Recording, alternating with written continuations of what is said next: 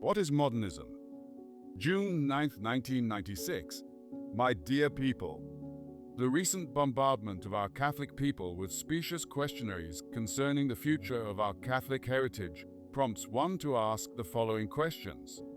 Why in the United States are there so few young men entering the seminary to study for the priesthood?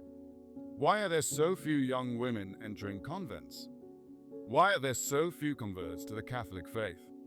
Why this superficial Madison Avenue approach to ecclesiology?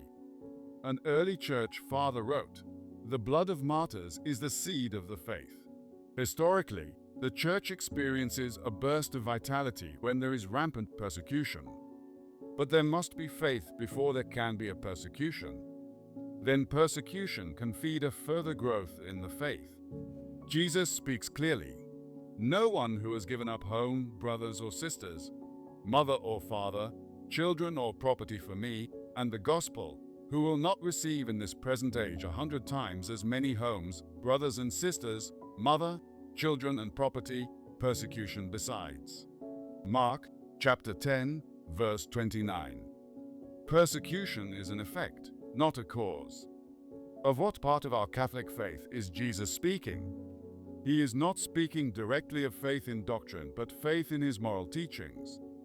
We do not sacrifice home, brothers and sisters, and the rest so much for following doctrinal tenets such as the Trinity, but in following his moral precepts against unchastity, theft, murder, etc. These are direct sacrifices.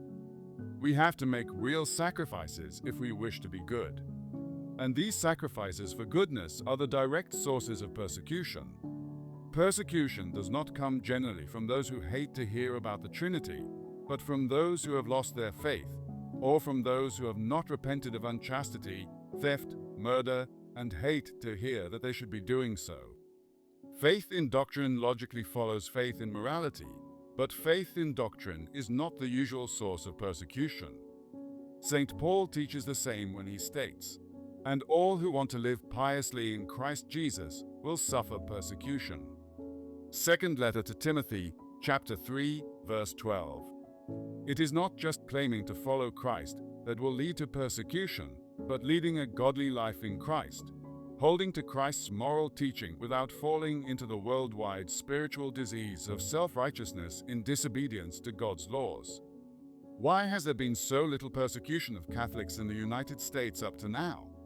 One of the essential elements of modernism, which was already condemned by Pope St. Pius X, was that the compromise and accommodation of worldly standards was the necessary way for the Catholics to find acceptance in the 20th century.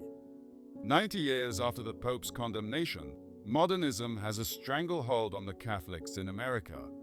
The pervasiveness of novelties and horrible sacrileges, judicious omissions of exact theological definitions, condescending expression of sarcasm for those who would refer to the solid traditions before the Second Vatican Council as not being of the Spirit, tactical tap dancing on moral issues are a part and parcel of the average Catholic's life, whether be layman, priest, or bishop. Someone who denies faith and morals of the Church is a practical exponent of modernism. He does not deny outright Church teaching, but he omits to say that the teaching of Christ refers to everyone, be he atheist, pantheist, Catholic, Protestant, Jew, Hindu, Muslim. The moral laws are written in every man's heart. Christ came to teach and save every man. In his book, Crossing the Threshold of Hope, Pope John Paul II said, "This church is the only true church, without which there is no salvation." Lasting invincible ignorance of moral laws is impossible for any sane man, anyone with the use of reason. But modernists consistently refrain from speaking about the universal aspect of divine revelation and the Catholic Church's obligations. They are at best lacking in fortitude, the courage to teach what Christ taught and what the universal Church has taught from the beginning. When we as laymen, priests, and bishops live and speak courageously and without compromise and accommodation every aspect of our faith, we will be persecuted by those in and outside of the Church. But conversions will abound, and our seminary buildings will be burst at the seams with young men who will be driven to proclaim with St. Paul, Put on the armor of God, that you may be able to stand against the wiles of the devil.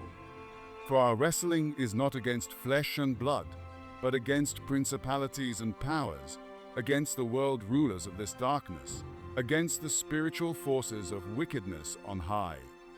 Therefore, take up the armor of God, that you may be able to resist the evil day, and stand in all things perfect.